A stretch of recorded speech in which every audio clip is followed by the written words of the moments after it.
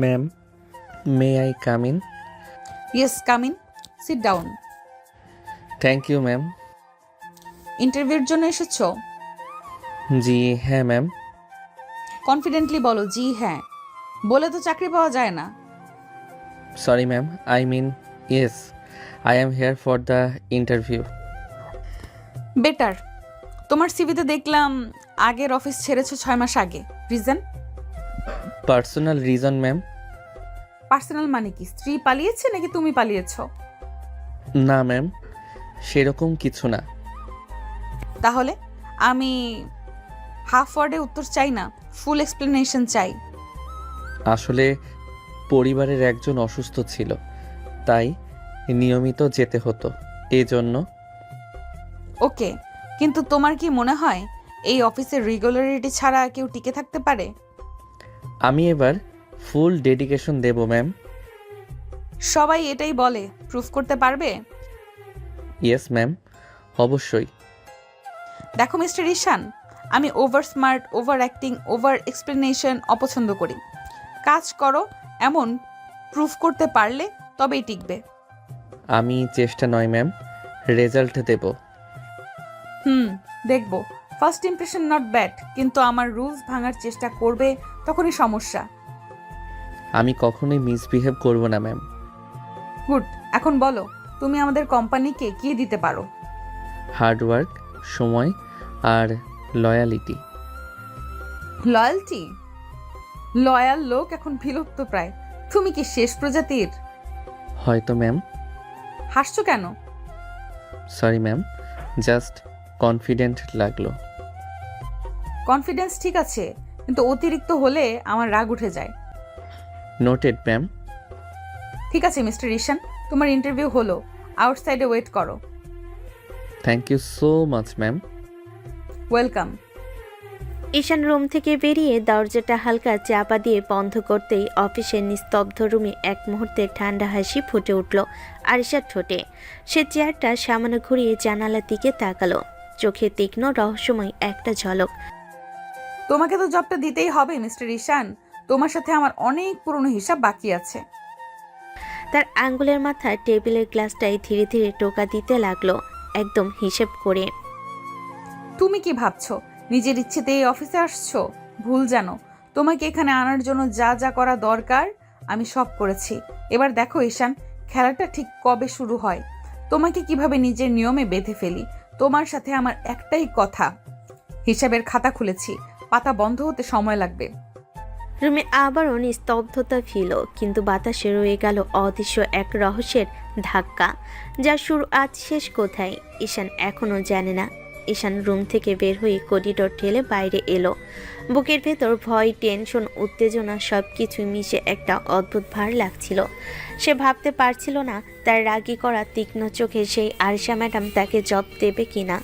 Corridor থেকে বের হয়ে সে একটা লম্বা শ্বাস নিল। ঠিক সেই সময় টিং ফোনের নোটিফিকেশন। ঈশান থমকে দাঁড়িয়ে মোবাইলটা বের করলো, পরপর চোখ বড় হয়ে গেল। Congratulation, you are selected, join from tomorrow. Ishan অবাক হয়ে আবার পড়ল, তারপর ধীরে ধীরে সে বিজয়ের হাসি ঠোঁটে উঠে এলো, চোখের ভেতর উচ্ছ্বাস ছড়িয়ে পড়ল। হয়েছে, সত্যি হয়েছে জবটা। সে যেন হাঁটছিল না, দৌড়াচ্ছিল। সরাসরি রাস্তা পার হয়ে সামনে থাকা ছোট্ট দোকানে ঢুকে পড়ল। কি লাগবে ভাই? 1 কেজি রসগোল্লা দিন আর আধা কেজি সন্দেশ। এত মিষ্টি, খুশির খবর নাকি? বড় খুশির খবর ভাই, চাকরি হয়েছে। দোকানদারও হাসলেন।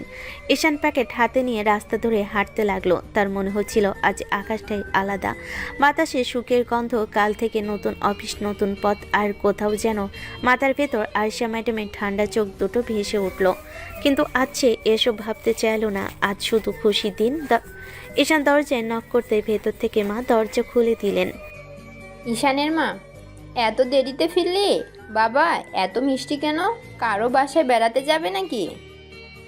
মা, আমার চাকরি হয়েছে। মা প্রথমে বোঝার চেষ্টা করলেন, তারপর চোখটা ঝিলমিল করে উঠল, মুখে থমথমে হাসি। আলহামদুলিল্লাহ, সত্যি বাবা তুমি পারলে শেষ পর্যন্ত। মার গলা কেঁপে উঠল। ঈশান হালকা লজ্জা নিয়ে মায়ের হাত চেপে ধরল। এ সময় ভেতর থেকে ছুটে এলো ছোট বোন ইসরাত। হারে পাগলি, এত বড়ও না, তবে ভালো। আজ ভাইয়া টাকা দেবে, মিষ্টি আনছে, কাল আইসক্রিমও আনবে। এই মেয়েটাকে দেখো তো বাবা, চাকরি হওয়ার আনন্দের চেয়ে আইসক্রিমের আনন্দ বেশি। আরে মা, আইসক্রিমও তো সুখের অংশ। সবাই হেসে উঠল। রাতের খাবার টেবিলে সবাই মিলে মিষ্টি খেলো। ঈশান চুপচাপ বসেছিল, কিন্তু তার চোখে আসা স্বপ্ন উত্তেজনার মিশ্র আলো। কাল সকাল সকাল তাড়াতাড়ি বেরোবে, প্রথম দিন দেরি হলে কিন্তু ভালো হবে না। জানি মা, কাল থেকে নতুন যুদ্ধ শুরু। তার মনের ভিতর কোথাও আবার আয়শা ম্যাডামের ঠান্ডা তীক্ষ্ণ চোখটা ভেসে উঠল। ওই চোখের সামনে কাল দাঁড়াতে হবে, ওই রাগী কথার সামনে আবার উত্তর দিতে হবে। কিন্তু সে জানে না জীবনের সবচেয়ে বড় ঝড়টা লুকিয়ে আছে সেই শান্ত চোখ জোড়ার আড়ালে। আয়শা যে শুধু তাকে চাকরি দেয়নি, তার জীবনের হিসাবের খাতা খুলেছে। কিন্তু ঈশান তা বুঝতে পারছে না, এখনো না। রাতে সবাই ঘুমিয়ে পড়লেও ঈশানের চোখে ঘুম নেই। আজকের খুশি আজ পুরো শরীর জুড়ে উত্তেজনা ঢেউ তুলছে। চৌধুরী ইন্ডাস্ট্রি নামটাই যেন বুকের ভিতর কাঁপন ধরেছে। এত বড় কোম্পানিতে সে ঢুকতে পারবে সেটা কখনো কল্পনাও করেনি। বিছানে শুয়ে মোবাইল হাতে নিয়ে ঘোরাঘুরি করতে করতে হঠাৎই মাথায় এলো, আরে রাফিকে তো বলা হয়নি। রাফি তার সবচেয়ে কাছে বন্ধু, সুখ দুঃখ ঝগড়া রাগ সবকিছুর সঙ্গী। ঈশান তৎক্ষণাৎ রাফিকে ফোন দিল। ফোনে কে রে? রাত 11টা বাজে, মরলি নাকি? ওই ঘুম ভাঙা ভয়েস কমা, বড় সুখবর আছে। সুখবর? তুই বিয়া করলি নাকি? ধ্যাত, তার চেয়েও বড়, চাকরি হইছে। কি চাকরি? সত্যি সত্যি? আজ ইন্টারভিউ, আর একটু পরেই কনফার্মেশন মেসেজ। যাক বাবা, এতদিন পরে হলো তোর। মিঠাই খাওয়াবি আমাকে? মিষ্টি তো খাওয়াই দিছি, তোকেও দিব রে। কোন কোম্পানির? ছোটখাটো কিছু নাকি? চৌধুরী ইন্ডাস্ট্রি। কি চৌধুরী? চৌধুরী ইন্ডাস্ট্রি বড় কোম্পানি তো, এটা 1 নাম্বার। ওখানে ঢোকাই কঠিন। ঢুকলাম তো। ধুর, এবারে তো তুই ফাটাই ফেলবি। তোর ভাগ্যটা দারুণ রে। ভাগ্য না রে, আজ আমাকে দেখে ম্যাডাম নাকি ইমপ্রেসড। আহ তাই? না হলে তোর মতো বোকাটাকে কে নেয়? থাপ্পড় মারমু। কাল তো আমার কাছে টাইম নেই, পরশু সন্ধ্যায় দেখা করব। চাকরির পার্টি দিবি? ঠিক আছে, আমার নতুন বেতন দিয়ে তোকে ভুড়ি ভুড়ি খাওয়াবো। হ্যাঁ, বেতন হাতে প্রথম দিনই দেখবি মার কাছে জমা দিতে হবে। ঠিকই বলেছিস। আচ্ছা, ম্যাডাম কেমন? সুন্দর নাকি? আরে বাদ দে, ম্যাডামটা একদম সিরিয়াস, রাগী, চোখে তাকাইলে বুক কাঁপে। রাগী তোদের বস? কাল থেকেই তার আন্ডারে কাজ। দোস্ত সাবধানে চলিস, বড় কোম্পানির রাগী বস মানে রোজ সব রোজ। সব ডোজি হোক, তাও আমি রেডি। ঠিক আছে, ঘুমা এখন, কাল বড়দিন। আচ্ছা।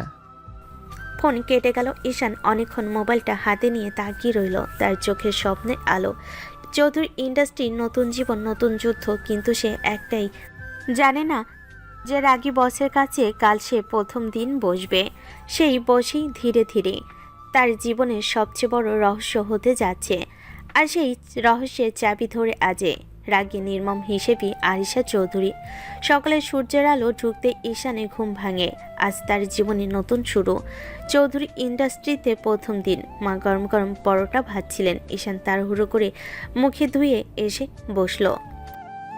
আরে ধীরে খা, প্রথম দিন না, খালি পেটে গেলে ভালো দেখায় না। মা, দেরি হয়ে যাবে, আজই যদি দেরি করি। মাও হাসলেন, কিন্তু চোখে চিন্তা। 2 কামড় খেয়ে ব্যাগ নিয়ে বের হয়ে গেল ঈশান। চৌধুরী ইন্ডাস্ট্রি, সকাল 9টা 5। অফিসের বিশাল কাছের দরজার সামনে দাঁড়াতেই বুকের ভিতর কেমন যেন ধরফর করলো, কিন্তু ঘড়ির দিকে তাকাতেই বুকটা একটু কেঁপে উঠল। 9টা 5 মিনিট লেট। ঈশান তাড়াতাড়ি ভেতর ঢুকলো। এমন সময় রিসেপশনিস্ট তাকে বলল, স্যার, আরিশা ম্যাম আপনাকে কনফারেন্স রুমে ডাকছেন। ঈশানের বুকের ভেতর কাঁপুনি প্রথম দিন, আর প্রথমেই বস ডাকছে। অস্বস্তি নিয়ে কনফারেন্স রুমে ঢুকলো সে। আরিশা ইতিমধ্যে চেয়ারে বসে আছে, চোখ দুটো ঠান্ডা বরফের মতো, মুখে কোনো হাসি নেই। ঈশান ঢুকতে সে তাকালো, একবার তাকালো, কিন্তু তাতেই ঈশানের বুক কেঁপে উঠল। Ma'am, may I? Stop, no permission needed, just come in and sit. Ishan আস্তে বসতে আরিশা টেবিলের উপরে রাখা ঘড়িটার দিকে তাকালো, তারপর এমনভাবে তাকালো যেন চোখ দিয়ে ছুরি ছুঁড়ে দেবে। First day 5 minute late. আমি কি বলেছিলাম ডিসিপ্লিন ছাড়া এই অফিসে টিকে থাকা যায় না? ম্যাম, আমি? এক্সকিউজের দরকার নেই। যে কোনো কারণ লেটের কারণ হতে পারে, কিন্তু লেট হওয়ার পারমিশন দিতে আমি রাজি নই। তোমার কি মনে হয় আমি নতুন স্টাফদের জন্য আলাদা রুল বানাই? না, এখানে সময় মানা বাধ্যতামূলক। আমি দুঃখিত ম্যাম, আর হবে না। I don't want discipline. তোমার কাজের কোয়ালিটি, সময় ম্যানেজমেন্ট সব কিছু দেখে তবেই জানবো তোমার কোনো ভ্যালু আছে কি না। আজ প্রথম দিন বলে বেশি কিছু বললাম না, কিন্তু আবার যেন না হয়। আমার অফিসে লেট মানে warning, second time suspension, and third time you are out. জি ম্যাম, আমি সময় মতো না, সময় হওয়ার আগেই আসবে। আশা কিছু ফাইল এগিয়ে দিলেন। এটা আজকের কাজ, একটা ভুলও যেন না হয়। এখন যাও। ঈশান ফাইল নিয়ে আসতে উঠল। বের হওয়ার সময় আরিশান ঠান্ডা কণ্ঠ আবার কেটে গেল। মিস্টার ঈশান, আজকের লেটটাই কিন্তু আমার মনে থাকবে। প্রুফ করো তুমি টিকে থাকার মতো ভ্যালু নিয়ে এসেছো।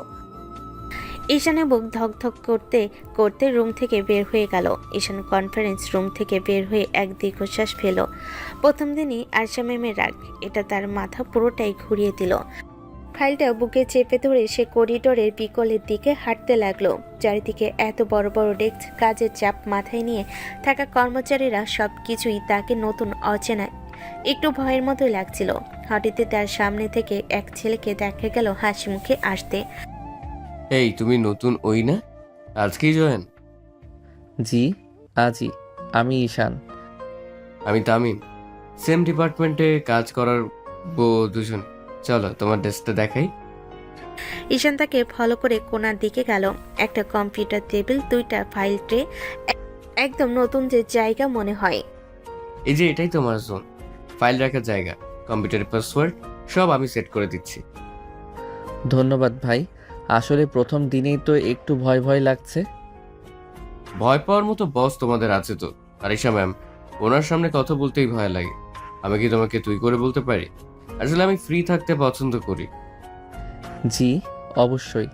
আজ তো লেট হয়ে গেছিলাম, সেটা নিয়েই বলল। আরে বাবা, প্রথম দিনই লেট? ওহ, তাহলে তো তুই আর ম্যামের রাডারে চলে গেছিস। জানি, খুব রাগ দেখালো। রাগ না রে, উনি একদম প্রফেশনাল। নিয়ম না মানলেই ফায়ার, তবে কাজ ঠিকঠাক করলে আবার অনেক সাপোর্টও দেয়। দুজনে কথোপকথনের মাঝে তামিম ফাইলগুলো বের করতে লাগলো। এই যে আজকের কাজ ম্যাম আমাকে মেসেজ করেছে, তোর কাজ এই ফাইলগুলো সাজানো, ডাটা এন্ট্রি করা, আর শেষে ম্যামকে ইমেল পাঠানো। ঠিক আছে, শুরু করি। আর শোন, কোনো ভুল করলে কিন্তু ধরা খাবি। ম্যাম চোখের সামনে না থাকলেও মনে হয় সব দেখেন। ভয় দেখানোর পিএইচডি করছো নাকি? না ভাই, বাস্তবতা বুঝাইতেছি। চল শুরু কর। ঈশান মন দিয়ে কম্পিউটারে ডাটা এন্ট্রি করতে লাগলো, একটা ভুলও যাতে না হয় সেই চেষ্টা। মাঝে মাঝে আরিশা ম্যামের কথাগুলো তার মাথায় ঘুরে বেড়াচ্ছিল। I want discipline, second time suspension. তাকে বারবার নিখুঁতভাবে কাজ করতে বাধ্য করছিল, এবং এসব ভাবনা তামিম পাশ থেকে দেখে বলল, ও এত মন দিয়ে? দেখি দেখি আজ টপ পারফর্মার হয়ে যাবে নাকি? ভাই, আজই যদি ভুল করি কালই চাকরি যাবে। ঠিক আছে ঠিক আছে, কর, মন দিয়ে কর। দুপুর ঘন্টা কয়েক কেটে গেল কাজ করতে করতে। ঈশান কিছুটা ক্লান্ত হলো, মাথা নিচু করে চালিয়ে যাচ্ছিল। তামিম এগিয়ে এসে বলল, চলো দুপুরে ক্যান্টিনে যাবি। কাজটা আর একটু বাকি, এটা শেষ করি। শুরু ভালো, এভাবে চালালে অনেক দূর যাবে। আজ প্রমাণ করতেই হবে যে আমি এই অফিসের যোগ্য, আর কালকের লেটটাই নয়, আরিশা ম্যামের চোখে আমার ভ্যালুও বাড়াতে হবে। দুপুরে অফিসে একটু শান্ত হয়ে আসে ঈশান। শেষ ফাইলটার ডাটা এন্ট্রি শেষ করে সব রিপোর্ট প্রিন্ট করে সুন্দরভাবে ফাইলে সাজিয়ে নিল। তার হাত দুটো ঘামছে, কারণ এখন তাকে আরিশা ম্যামের রুমে যেতে হবে। ফাইলটা বুকে চেপে দরজায় নক করলো। Ma'am, may I? Come in. Ishan ভেতরে ঢুকতেই আরিশা ঠান্ডা চোখ তার ফাইলের দিকে গেল। সে চুপচাপ টেবিলের ফাইলটা রাখলো। আরিশা ফাইল খুলে পাতা উল্টাতে লাগলো। একটা শব্দ করছে না, কিন্তু তার চোখের তীক্ষ্ণ দৃষ্টিতে ঈশানের বুকে ধুকপুকানি বেড়ে যাচ্ছিল। একসময় ফাইল বন্ধ করে বলল, মোটামুটি হয়েছে, কাজে মন দিচ্ছ সেটা বুঝতে পারছি। ধন্যবাদ ম্যাম, আরও ভালো করার চেষ্টা করব। চেষ্টা না, করবে। এই অফিসে চেষ্টা শব্দের ভ্যালু কম। জি ম্যাম, করব। তখনই আরিশা আবার ডেস্কের নিচ থেকে কয়েকটা মোটা ফাইল বের করলো। টেবিলে ধপ করে রাখতেই শব্দ হলো। এগুলো তোমার পরের কাজ। নতুন প্রজেক্টের পুরনো ডাটা সবগুলোকে ডিজিটাল ফরম্যাটে সাজাতে হবে। জি ম্যাম, আমি করে ফেলবো। টাইম ম্যানেজমেন্ট দেখাবা। ডেস্কে রেখে যাও, লাঞ্চ করে এসো। ঈশান ফাইলগুলো তুলে নিয়ে চুপচাপ বের হয়ে গেল। ডেস্কে ফিরতেই তামিম চোখ বড় করে বলল, ভাইরে, ম্যাম তোকে পাহাড় সমান কাজ ধরাইছে। হুম, মনে হয় আমাকে পরীক্ষা করছে। তো কর। অফিসে প্রথম কয়েকদিনই সবচেয়ে গুরুত্বপূর্ণ। চল আগে লাঞ্চ করি। ক্যান্টিন। ঈশান আর তামিম ক্যান্টিনে ঢুকতেই খাবারে বেশ ভিড়। প্লেট নিয়ে বসতে না বসতেই মোবাইলে রাফির কল। হ্যালো ভাই, কি খবর? কি খবর তোর? প্রথম দিন কেমন গেল? কিরে, বস বকলো নাকি? বকলো তো, লেট হওয়ার জন্য 5 মিনিটেই আমাকে শুধু লেকচার দিল। বলছিলাম তোর আগে বস পাইলে দেখবি তোকে দিয়ে দৌড়াবে রোজ। ওই রাগই আমাকে কাজ করতে ইন্সপায়ার করছে মনে হয়। তাই নাকি? তাহলে ঠিক আছে। আজ কি খাচ্ছিস? ক্যান্টিনের ডিম আর ভাত। তুই কি ভাবছিস আমি আজই হোটেলের বিরিয়ানি খাচ্ছি নাকি? তোর বেতন আসার আগেই আমি খাওয়া শুরু করে দিব। তোমার এই বন্ধুটা মজার দেখি। আচ্ছা শোন, আজকের কাজ শেষ হলে কল দিবি। শোনার মতো অনেক কথা আছে। ঠিক আছে ভাই, রাখছি। তো বন্ধু তো দেখি পুরো এন্টারটেনমেন্ট। তো লাইফে কমেডি সেই আনে মনে হয়। হুম, ও না থাকলে লাইফটাই শুকিয়ে যেত। চল কাজে ফিরে যাই। আরিশা ম্যাম লাঞ্চ ব্রেকে থাকলেও ক্যামেরায় সব দেখেন। ঠিকই বলছো। ঈশান একটু গভীর শ্বাস নিল। তারপর নিজেকে সামলাতে সামলাতে আবার ডেস্কে ফিরে গেল। মনে মনে বলল, আজ প্রথম দিন, প্রুফ করতেই হবে যে আমি ব্যর্থ হব না। আর যে রাগী বস আমাকে বকেছে তার সামনে ভুল করব না কখনোই। ঈশান ডেস্কে এসে বসতেই মনটা হালকা শান্ত। ফাইলগুলো সামনে সাজিয়ে নিয়ে কম্পিউটারে কাজ শুরু করতে যাওয়ার আগে হঠাৎ মোবাইলটা বাজলো। স্ক্রিনে মার নাম। ঈশান ফোনটা ধরলো। হ্যালো মা। বাবা, কিছু খেয়েছিস? হ্যাঁ মা, খেয়ে আসলাম, মাত্র খেয়ে এসেছি। আচ্ছা বাবা, কাজেও মন দাও। জি মা। মা আর কিছু না বলেই ফোনটা কেটে দিল। ঈশান কিছুক্ষণের জন্য ফোনটার দিকে তাকিয়ে রইল। মনে হলো মার ভরা স্নেহ এখনও তার জীবনের সবচেয়ে বড় শক্তি। সে হালকা হাসি মুখে আবারও মন দিয়ে কম্পিউটারের দিকে তাকালো। কিছুক্ষণের জন্য মনটা খুশির আলোয় ভরে গেল। হঠাৎ ঈশানের রুমে দরজা খুলে আরিশা ঢুকলো। চোখে আগুন, ঠোঁটের কোণে হাসি নেই। এটা কিন্তু গল্প করার জায়গা না মিস্টার ঈশান। আমি শুধু কাজ পছন্দ করি, ফাঁকিবাজি না। জি ম্যাম, কাজেই মন দেব। মন দেবা নয়, করতে হবে। কাজ করতে পারো কি না সেটা দেখতেই চাই। ঈশান ফাইলের দিকে তাকালো। মায়ের কণ্ঠার স্মৃতি মনে পড়ল। তার হাসি, খোঁচানো স্নেহ, মাথার ভেতর হালকা শক্তি ছড়ানো। হ্যাঁ ম্যাম, আমি করব। এবার দেখো কাজের মান ঠিকঠাক কি না। ফাঁকিবাজি ধরবো না, তবে ত্রুটি হলে কথা শোনাতে ছাড়বো না। ঈশান চুপচাপ বসে কম্পিউটারের কাজ শুরু করলো। ফাইলের এক লাইন এক ডাটা ভরিয়ে ভরিয়ে সে কাজ করছিল। আয়শা ঘাড় তুলে একটু তাকালো, চোখে সেই তীক্ষ্ণ দৃষ্টি। কিন্তু আজ সে বুঝতে পারলো ঈশান শুধু বসে নেই, মন দিয়ে কাজ করছে। আয়শা রুমে ফিরে গিয়ে চেয়ারটায় বসে এক মুহূর্ত থমকে রইল। চোখের কোণে ধোঁয়াশা, কিন্তু মুখে অল্প ঠান্ডা হাসি। এত সুন্দর ইনোসেন্ট চেহারার মধ্যে কতটা খারাপ চেহারা লুকিয়ে রেখেছে তুমি ঈশান। কেউ দেখলেও বুঝতেই পারবে না তুমি আসলে কি। চোখে এক অদ্ভুত কৌতূহলের ঝিলিক, কিন্তু সে জানে এই কৌতূহলী তাকে সাবধানে থাকতে বাধ্য করছে।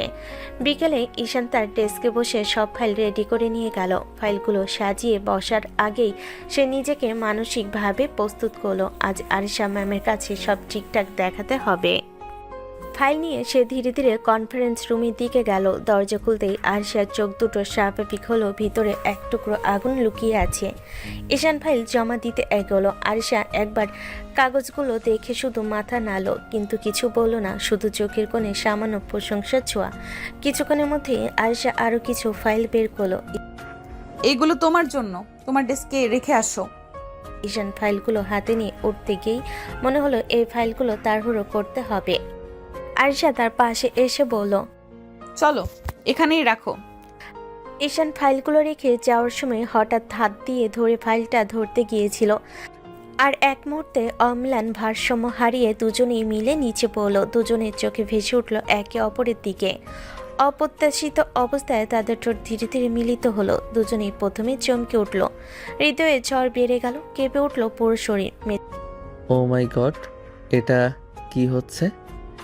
ঈশান, এটা কি করলে তুমি? যেতে দুজনের শরীর এলোমেলোভাবে জড়ানো। আয়শা স্তব্ধ, চোখ বড় বড়। ঈশান পুরোটাই থরথর করে কাঁপছে। মুহূর্তটা ভাঙতে ঈশান প্রথমে নিজেকে সামলে মুখ তুলে বলল, সো সরি ম্যাম, আমি ইচ্ছে করে করিনি, বিশ্বাস করুন। আমাকে কিস করার সাহস কিভাবে হলো তোমার মিস্টার ঈশান? ম্যাম, আমি তো কিছু বুঝতেই পারিনি, হঠাৎই আমি। লুজ কন্ট্রোল, এটা নতুন অজুহাত তোমাদের? ঈশান দ্রুত উঠে গেল, হাত দিয়ে মেঝেতে ভর দিল, কিন্তু তার হাত ফসকে গেল ধপ। ঈশান আবার পুরো শরীর নিয়ে আরিশার ওপর পড়ে গেল। ঠিক সেই মুহূর্তে দুজনের ঠোঁট আবারও এক হয়ে গেল, এবার আগের থেকে গভীর, অপ্রত্যাশিত, আরও বেশি বিপজ্জনক। আর দুজনেই একসাথে কেঁপে উঠল। ঈশান, আজ তুই শেষ, আজই তোর জানাজা পড়ে যাবে। ম্যাম তোকে আজ আসলেই গিলে খাবে। আরিশার চোখ ভয়ঙ্করভাবে বড় হলো, রাগে তার মুখ লাল, শ্বাস ভারী, আর চোখে সেই অদ্ভুত ক্ষিপ্ত আগুন। তোমার সাহস কিভাবে হলো আবারও আমাকে? ম্যাম প্লিজ, আমি শপথ করে বলছি, ইচ্ছে করে। চুপ, একটা শব্দও না। তোমার এই আজব বোকামি, তোমার এই ইনোসেন্ট মুখ, সব আমি খুব ভালো বুঝি। আয়শা ধীরে ধীরে উঠে দাঁড়ালো, কিংকর্তব্য বিমূঢ়। ঈশান এখনো বসে আছে, নড়ছে না। আয়শা চোখ সরু করে তাকালো। আজ অফিসে থাকার সিদ্ধান্তই ভুল হয়েছে তোমার জন্য। এবার থেকে এক সেকেন্ডও আমার সামনে কোনো ভুল করবে না। ঈশান মাথা নিচু করলো, রাগে, অপমানে আর ভয়ে, লজ্জায়। কিন্তু তার ভিতরে আরেকটা অনুভূতি, আজকের অদ্ভুত স্পর্শের স্মৃতি, যা সে চাইলেও ভুলতে পারবে না। আয়শা রুম ছাড়ার আগে ঠান্ডা কণ্ঠে বলল, কাজে ফিরে যাও, আর মনে রেখো তোমাকে আমি খুব কড়া নজরে দেখছি মিস্টার ঈশান। বাপরে, এই ম্যামের সাথে কাজ করা মানে এক এক দিন এক একটা হার্ট অ্যাটাক। অদ্ভুতভাবে তার ঠোঁট ছুঁয়ে থাকা সেই মুহূর্তগুলো মনে রয়ে গেল আগুন হয়ে। রাত নামতেই অফিসে ঝমঝম আলো বদলে গেল অন্ধকার নীরবতায়। বাড়িতে ফিরে নিজের রুমে ঢুকে আরিশা ব্যাগটা ছুঁড়ে বিছানায় ফেল। শাওয়ার নিয়ে বেরিয়ে আয়নার সামনে দাঁড়াতেই হঠাৎ মনে পড়ল সেই বিকেলের মুহূর্ত, ঈশানের তার উপর পড়ে যাওয়া, আর তারপর সেই অবিশ্বাস্য ঠোঁটের মিলন। আরিশার চোখ বন্ধ করল, হঠাৎই তার শ্বাস কেঁপে উঠল। মনে হলো পুরো শরীরের ভেতর দিয়ে যেন অদ্ভুত একটা বিদ্যুৎ খেলে গেল। না, এটা আমি হতে দিচ্ছি না। ওর মতো একটা মানুষের জন্য আমার এমন অনুভূতি হবে কেন? আমি আরিশা চৌধুরী, লাখো মানুষের বস। আমি আমার অনুভূতিকে কেন ঠিক রাখতে পারছি না? একটা সাধারণ ছেলে, সিম্পল, ভয় পাওয়া, ইনোসেন্ট, তার স্পর্শে আমার শরীর কাঁপবে কেন? শরীর সত্যিই কেঁপে উঠল। দুহাত আয়নার টেবিলে রেখে চোখ নামিয়ে বলল, এটা হতে দেওয়া যাবে না, এটা ভুল। কিন্তু যত সে ভুল বলল মনে মনে ততই সে ততটা মুহূর্ত ঘুরে ফিরে আসতে লাগলো।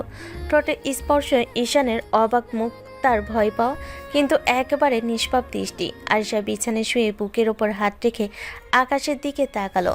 কথা না বললেও তার চোখে দ্বিধা, ভয় আর এক অদ্ভুত টান, যা সে কোনোভাবেই অস্বীকার করতে পারছে না। ওদিকে ঈশানের বাড়ি। ঈশান গোসল সেরে রুমে এসে বিছানায় ঢলে পড়ল, কিন্তু চোখ দুটো বন্ধ করতেই কানে ভেসে উঠল ম্যামের ঠোঁট, ম্যামের শ্বাস, ম্যামের রাগ ভরা চোখ। হঠাৎ ঈশান উঠে বসল। আরে না না, এটা কি হইল? আমি তো শেষ। ম্যাম তো কাল আমায় টুকরো টুকরো করে ফেলবে। কিন্তু ও মুহূর্তটা যখন আমাদের ঠোঁট এক হলো, কেন যেন বুকটা ধক করে উঠছিল। কেন? ওটা তো দুর্ঘটনা, তাই না? কিন্তু কেন জানি মনে অদ্ভুত এক অনুভূতি হচ্ছে।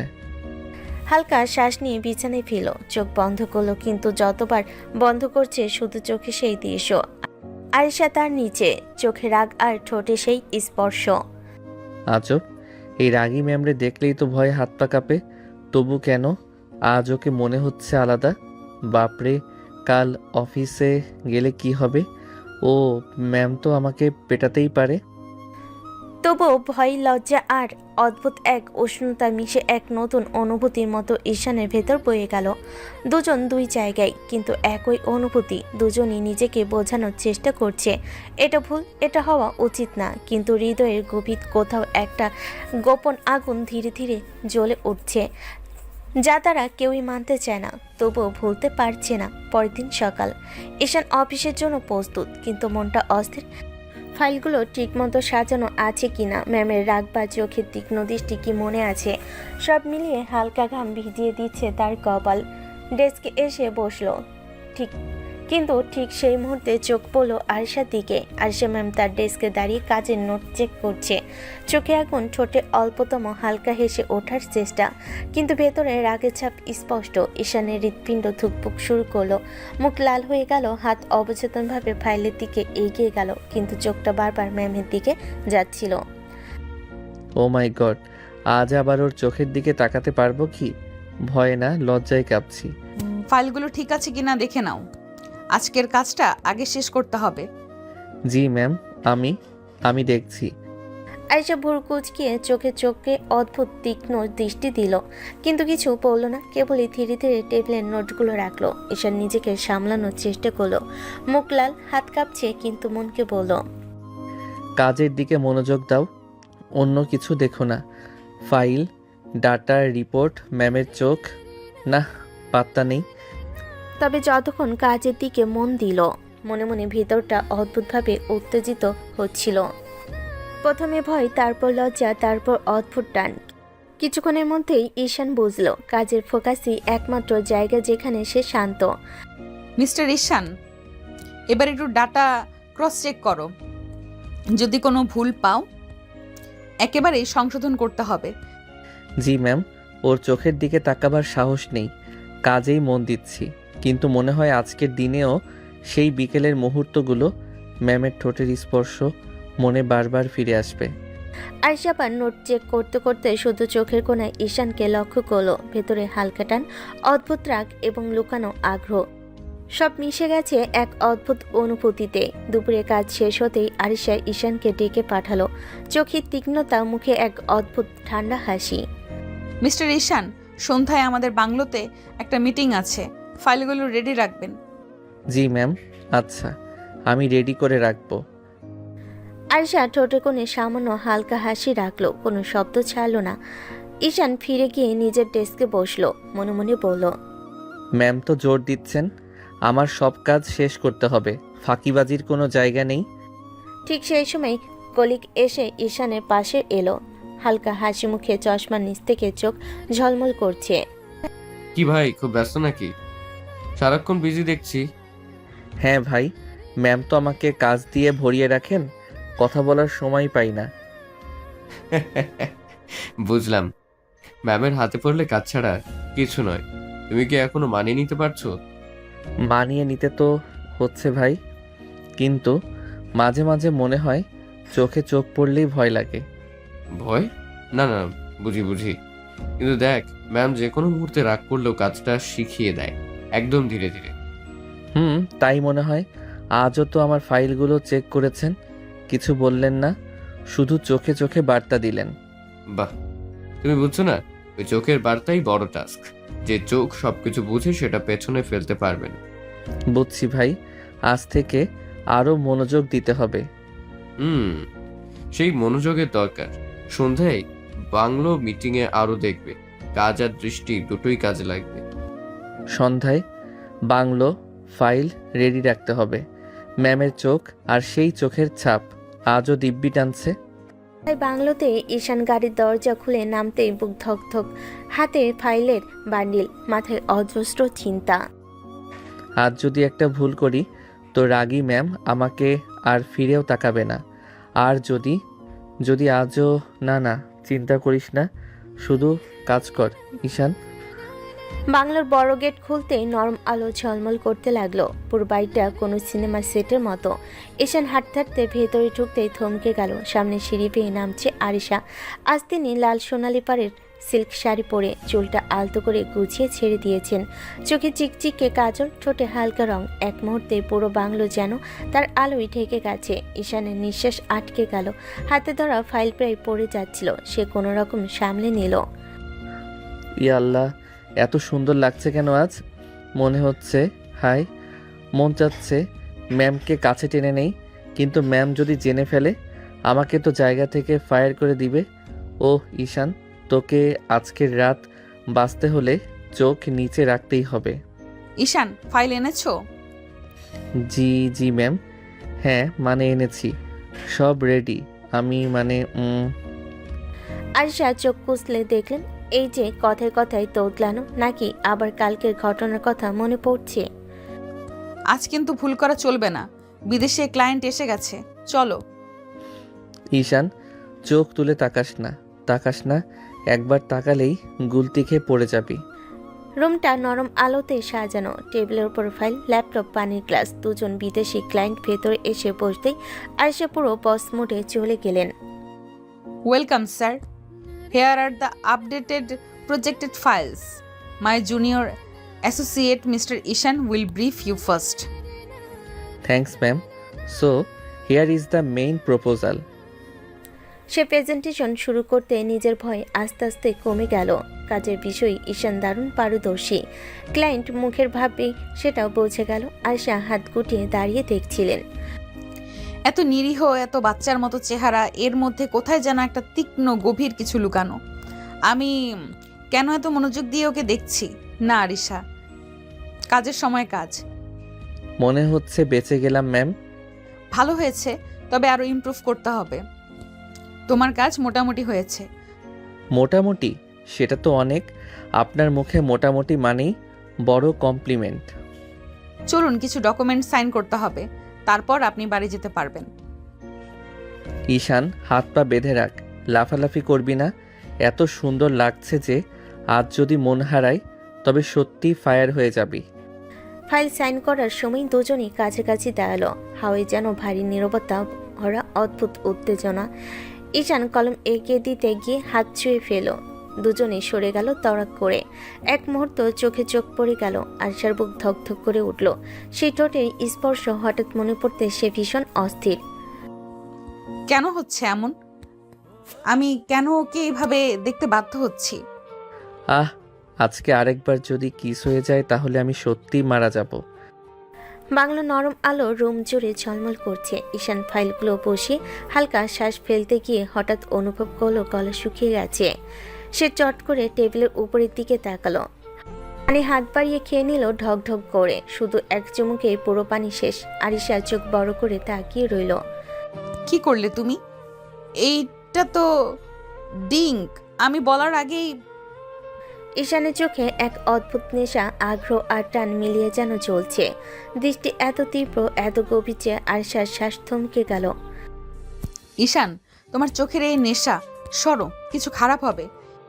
কিন্তু ঈশান ধীরে ধীরে এগিয়ে এলো। আরশা পিছিয়ে যেতে চাইল, কিন্তু ঈশান এক হাতে তার হাত টেনে কাছে টেনে নিয়ে এলো। না ম্যাম, তোমাকে খুব সুন্দর লাগছে। আমার আজ শুধু তোমাকে আদর করতে মন চাচ্ছে। ঈশান, তোমার নেশা হয়ে গেছে, সামলে নাও, সরো। না সোনা, আমি আজকে শুধু তোমাকে অনেক আদর করব। শুধু দেখবে কতটা তোমার জন্য মন চায়। আরিশা কাঁপতে কাঁপতে তাকিয়ে রইল। হঠাৎ মনে হলো ভয় আর লজ্জার মধ্যে এক অদ্ভুত উত্তেজনা। কেন শরীরটা আমার চুপ করছে না? কেন এত টানছে এই মুহূর্তে? ঈশান, কি করছো তুমি? ঈশানের হাত তার কাঁধে পড়ল, ধীরে ধীরে ধরা শক্ত হলো। আরিশা কিছুতেই সরতে পারল না, শুধু চোখের কোণে নরম আলো দেখছে আর শ্বাস যেন থেমে আছে। আজকের রাত, আজকের মুহূর্ত আমি শুধু তোমাকে অনুভব করতে চাই। এত সুন্দর লাগছে যে এক মুহূর্ত হারাতে চাই না। বাংলোর ঘরটা নীরব, শুধু বাতাসের হালকা শব্দ। ঈশানের চোখে আগুন, শরীর কেঁপে উঠছে। আয়েশার প্রতি অদ্ভুত টান। হঠাৎ ঈশান আর মানতে পারল না, ধীরে ধীরে আয়েশার দিকে এগিয়ে গেল। আজ আর এক মুহূর্ত ধরে রাখতে পারবো না। তোমাকে অনুভব করতে চাই শুধু এখন। ঈশান প্লিজ, তুমি ভুল করছো। নেশার ঘোরে এটা অন্যায়। কিন্তু ঈশান কিছু শুনল না। হঠাৎই তার ঠোঁট আয়েশার ঠোঁটের সঙ্গে মিলিত হলো। আয়েশা এক মুহূর্ত স্থবির, শরীর কেঁপে উঠল। না সোনা, আজ শুধু তোমাকে আদর করতে চাই। তারপর সে ধীরে ধীরে আয়েশাকে কোলে তুলে বিছানার উপর শুইয়ে দিল। আয়েশার হাত দিয়ে তাকে ঠেকাতে চাইল, কিন্তু ধীরে ধীরে ঈশানের হাতও কমল ছোঁয়া তার পুরো শরীর ছড়িয়ে পড়েছে। ঈশান আবার তার ঠোঁট দিয়ে কিস শুরু করলো। ধীরে ধীরে গলায় মুখ ডুবিয়ে কিস করতে আয়েশার বুকের ধকধকন বেড়ে গেল। ঈশান প্লিজ, তুমি শোনো না, এটা ঠিক না, এটা অন্যায়। ঈশান তার ভেতরে নেশাকে থামাতে পারল না, শুধু আরিশাকে আদর করতে লাগলো। তার হাত, ঠোঁট, নরম স্পর্শ সব মিলিয়ে এক অদ্ভুত উত্তেজনা সৃষ্টি করছে। না, আমি শুধু তোমাকে অনুভব করতে চাই। আজকে শুধু তুমি আমার কাছে থাকবে। সকালের আলো ধীরে ধীরে বাংলোর ঘরে ঢুকেছে। ঈশান চোখ খুলতেই প্রথম দেখলো আয়েশা তার পাশে বসে রাগে ভরা চোখে তাকিয়ে আছে। ঈশানের গলা শুকিয়ে গেল, চোখ গেল তার নিজের দিকে। পোশাক নেই। ঈশান, আজ তুই সত্যিই শেষ। কি করছিস তুই? ছি, এত বড় কাণ্ড। ম্যামের সাথে তোকে জিন্দা কবর দিবে। ফ্রেশ হয়ে নাও, কাজে অফিসে যাব। কাজী অফিসে কেন? আরিশা ধীরে ধীরে মাথা কাত করে তাকালো। কণ্ঠটা হালকা কেঁপে উঠছে, চোখে তীব্র রাগ আর লজ্জা মিশিয়ে এক অদ্ভুত ভঙ্গি। তো কি ভাবছো? এত বড় কাজ করলে এখন আমার কি হবে? কে বিয়ে করবে? সব দায় তোমাকেই নিতে হবে। ঈশান হঠাৎ মনে মনে আকাশ থেকে পড়ে গেল। মাথার ভিতর ঘুরছে এক ধরনের ভয়, লজ্জা আর দুশ্চিন্তা। এবার তো শেষ। আমি কি করেছি? এত বড় দায়িত্ব আমি কি সামলাতে পারবো? চলো ফ্রেশ হয়ে আসো। জি ম্যাম। সকালের আলো ধীরে ধীরে বাংলোর ঘরে ছড়িয়ে পড়ছে। দুজনে ফ্রেশ হয়ে বের হচ্ছে। ঈশান মাথা ঝুঁকে বলল, ম্যাম, আমি গরিব। আপনি আমাকে বিয়ে করলে আমাদের বাড়িতে তো থাকা সম্ভব হবে না। আয়শা তার দিকে তীক্ষ্ণ চোখে তাকালো, ঠোঁটের কোণে অদ্ভুত হালকা হাসি, চোখের আগুনে ছোট ছোট চিহ্ন। তাহলে রাতে আমার কাছে এসেছো কেন? এমন ভাবে কাছে শুধু স্বামী স্ত্রী আসে, জানো না? কি থেকে কি হয়ে গেল আমি জানি না। তুমি তো মনে হয় পানি মনে করে ড্রিঙ্ক খাইছো, আর তারপর আমার সাথে উল্টাপাল্টা কাজ করতে থাকলে। তোমাকে তো পুলিশেও দেওয়া উচিত ছিল, তা না করে আমি বিয়ে করছি। এটা তো তোমার কপাল। ঈশান কপাল চাপড়ে নিল। ভেতরে ভীত আর লজ্জা মিলেমিশে এক অদ্ভুত টান তৈরি হলো। মনে মনে বলল, আজ আমার জীবন পুরোপুরি পাল্টে গেছে। ম্যামকে হারাতে পারবো না, কিন্তু এই দায়িত্ব, এই সম্পর্ক আমি কিভাবে সামলাবো? সকালের আলো ঝলমল করছে। বাংলোর গাড়ির সিটে ঈশান আর আরিশা বসে আছে। আজ তাদের বিয়ে হয়েছে। ঈশান, তোমাদের বাড়িতে নিয়ে চলো, সেখানেই থাকবো। জি ম্যাম, ঠিক আছে। গাড়ি বাড়ির গেটের সামনে দাঁড়ালো। ঈশান দরজা খুলে আরিশাকে নামাতে যেতেই, এটাকে মা, আমার বস, আমি ওনাকে বিয়ে করছি। কি এত বড় লোক বিয়ে করেছিস? আমাদের বাড়িতে আমরা কিভাবে থাকবে? চিন্তা করবেন না, আমি থাকতে পারবো। আপনাদের নিয়ম, আপনারা যা বলবেন আমি মানব। শুধু আপনাদের সঙ্গে এই পরিবারে আমার জায়গা হবে। ঈশানের মা কিছুক্ষণ চুপ করে রইল, চোখে ভিন্ন ধরনের বিস্ময় আর হালকা ভয়। ঈশান কপাল চাপড়ে নিল, ভেতরে লজ্জা আর উত্তেজনার মিশ্রণ। আজ থেকে সব কিছু বদলে যাচ্ছে। ম্যাম আমাদের সংসারে জায়গা করবে, কিন্তু মা যে কি রিয়াকশন দেবে, হায় আল্লাহ। ঈশানের মা দরজার সামনে দাঁড়িয়ে আছে, চোখ দুটো বিস্ময়ে বড়, মুখা। এদিকে আরিশা মাথা উঁচু করে দাঁড়িয়ে, ঠান্ডা গলায় কিন্তু দৃঢ় স্বরে, যেন নিজেকে প্রমাণ করার অদ্ভুত শক্তি নিয়ে। তুমি যদি পারো আমাদের এখানে সংসার করতে আমার কোনো আপত্তি নেই, কিন্তু তুমি তো বড়লোক বাবার মেয়ে, থাকতে পারবে কি এই ঘরে? পারবো মা, এখানে থাকতে আমার কোনো সমস্যা হবে না। আমি মানিয়ে নিতে পারবো, আপনি চিন্তা করবেন না। ঈশান থ হয়ে দাঁড়িয়ে আছে, মনে হচ্ছে জীবনে এত বড় ধাক্কা সে কখনো খায়নি। তার মাথার উপর দিয়ে যেন ঝড় বয়ে যাচ্ছে। মা এবার একটু হাসার চেষ্টা করলেন। ঠিক আছে তাহলে, যেহেতু তোমরা বিয়ে করেছো, বৌমা তুমি ঘরে যাও। ঈশান, নিয়ে যা তোর বউকে। জি, এখনই। আর কবে? বৌমা এসে দাঁড়িয়ে আছে আর তুই হাঁ করে আসিস। নিয়ে যা ভেতরে। ম্যাম, মানে আরিশা, চলেন যাই। ওরা ঘরের দিকে হাঁটতে লাগলো। ছোট্ট সাদামাটা ঘর, খাটে ফিটফাট চাদর, পাশে ছোট্ট একটা টেবিল। আরিশা ভেতরে ঢুকতে চারিদিকে তাকালো, যেন অন্য এক পৃথিবী। ঈশান মাথা চুলকাতে চুলকাতে বলল, এই ঘরটাই মানে আমার। এখন আপনারও। ঘর ছোট, হ্যাঁ, কিন্তু ঘর নিয়ে আমার কোনো অভিযোগ নেই। অভিযোগ থাকলে তো আমি বিয়ে করতাম না, তাই না? বাপরে, এ আর কি কপাল! বসকে বিয়ে করলাম আর উনি এসে আমার ঘরেই থাকবেন। আমি বাঁচি কিভাবে? আরিশা খাটে বসে মাথার আঁচল ঠিক করলো, একদম সিরিয়াস গলেই বলল, ঈশান, আমাকে নিয়ে লজ্জা পাওয়ার দরকার নেই। যা হয়েছে হয়েছে, এখন আমরা স্বামী স্ত্রী। আর হ্যাঁ, মাকে সম্মান করবে। আমি এখানে ভালোভাবে থাকতে পারবো। আপনি এত সহজে মানে মানিয়ে নিতে পারবেন? কেন ভাবছো আমি পারবো না? তুমি তো পারলে রাতে আমার সাথে খুব ভালো মানিয়ে নিতে। ম্যাম প্লিজ এগুলো মনে করাইয়েন না। আমি তো পানি মনে করে ড্রিঙ্ক খাইছিলাম। আর এই পানি খেয়ে এত সাহস? তোমাকে পুলিশে দিতে পারতাম জানো, তা না করেই আমি বিয়ে করলাম। এতটুকুই তোমার কপাল। হয়েছে, যা হওয়ার হয়ে গেছে। এখন যেভাবে বলেন আমি তেমনই করব। ভালো, এবার যাও, বাইরে থেকে আমার লাগে জানো। হায় আল্লাহ, রাগী ম্যাম, এখন আমার রাগী বউ। এখন আমি সত্যিই শেষ। ঈশান বের হওয়ার পর দরজা বন্ধ হতে নিস্তব্ধতা নেমে এলো। বাইরে হাওয়ার হালকা শব্দ, আর ভেতরে আরিশার অদ্ভুত অস্বস্তি। আরিশা খাটের ধারে বসে চুপচাপ তাকিয়ে রইল জানালার দিকে। তার চোখে যেন ঝড়, রাগ, বিস্ময় আর অদ্ভুত এক অপরাধবোধ। আরিশা মনে মনে বলে, এমনটা তো হওয়ার কথা ছিল না। আমি তো এইভাবে কাউকে চাইনি। গত রাত সব উল্টো করে দিল।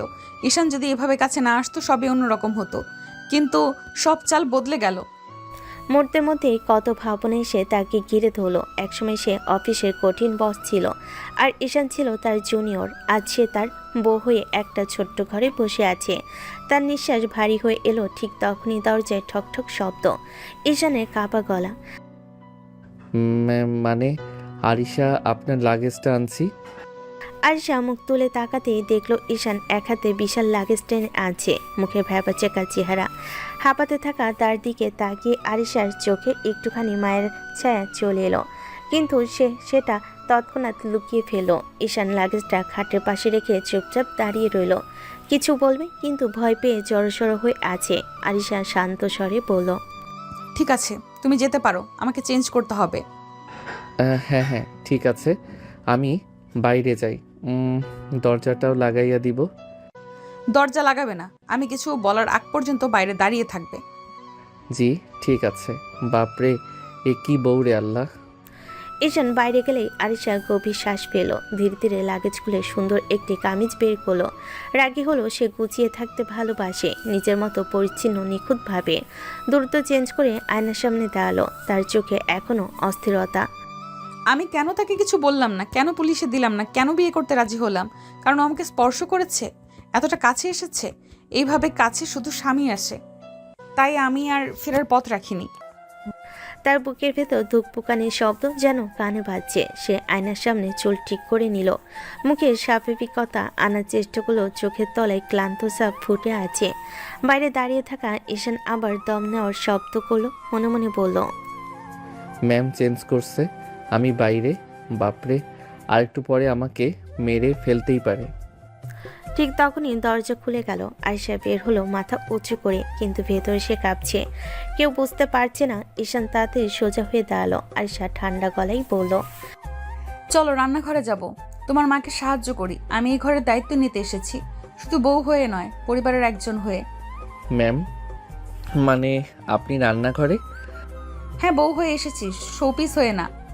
হায় আল্লাহ, রাগী বস এখন রাগী বউ হয়ে আমার ঘাড় মটকাবে।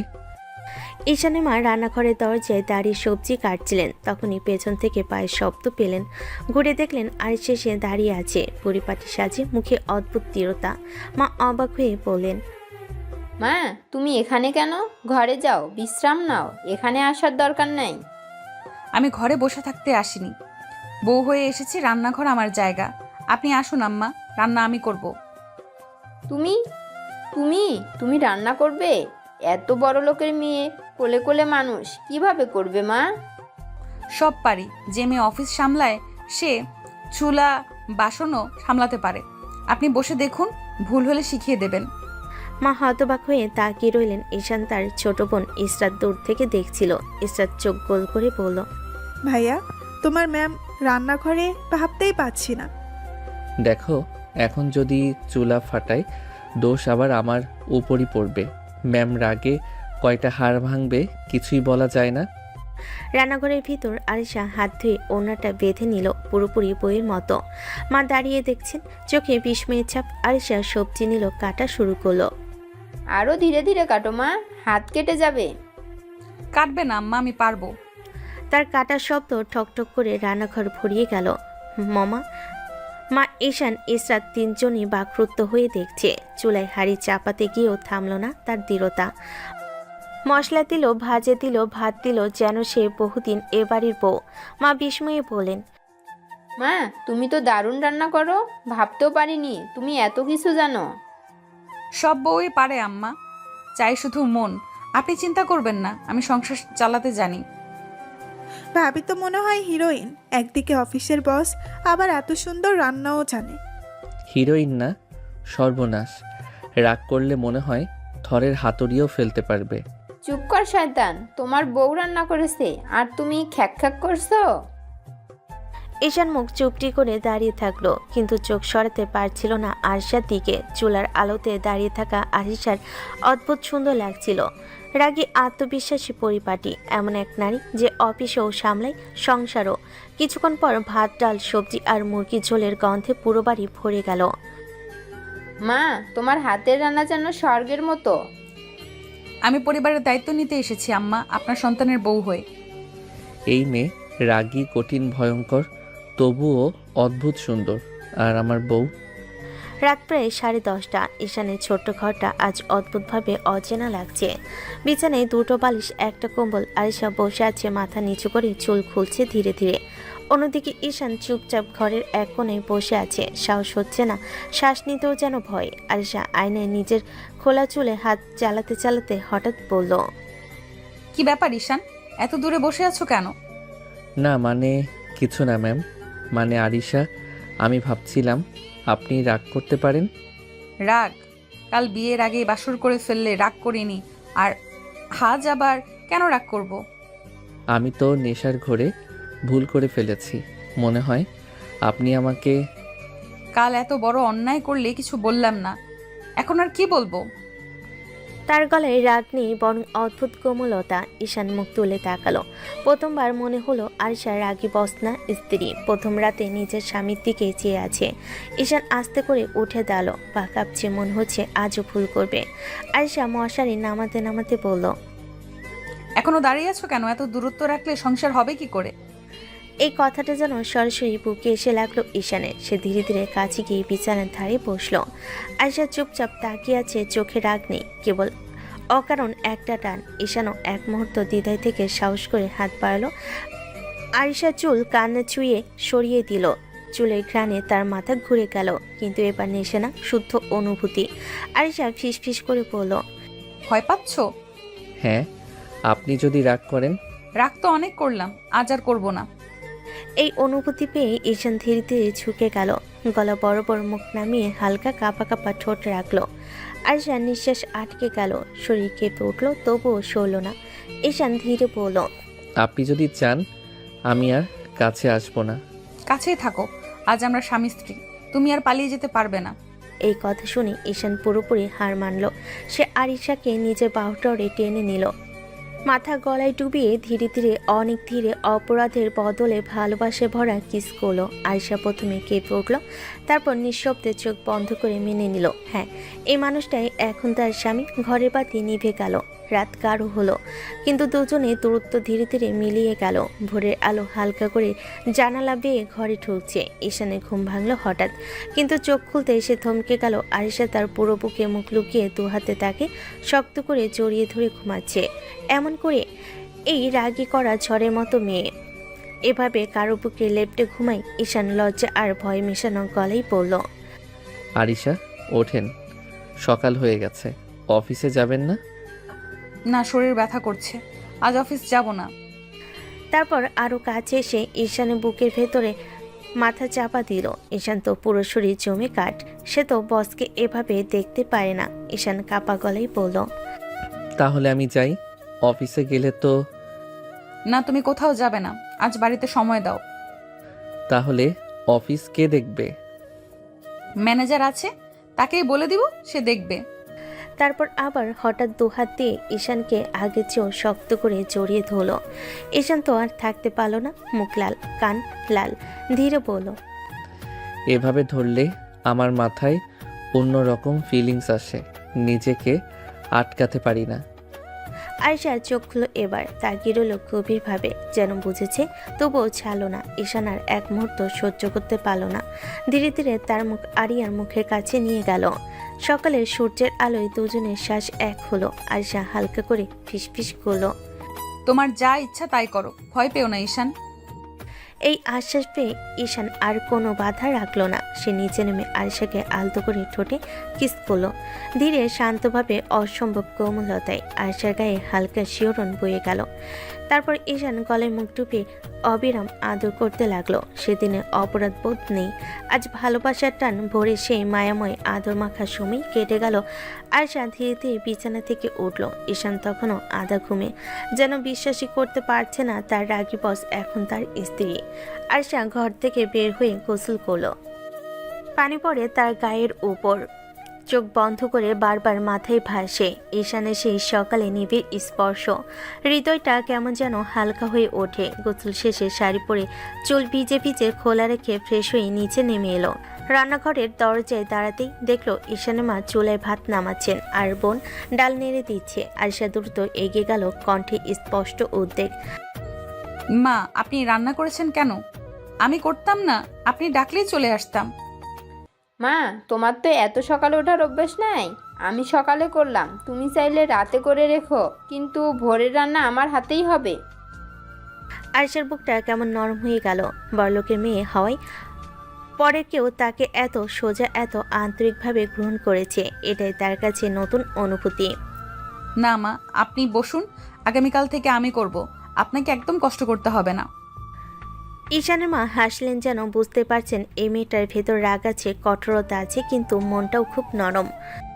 ভাবি, আপনি এত সুন্দর হেসে কথা বলেন। অফিসে তো ভাইয়া বলে খুব রাগী। অফিসার বাড়ি এক না, এখানে আমি বউ, ওখানে বস।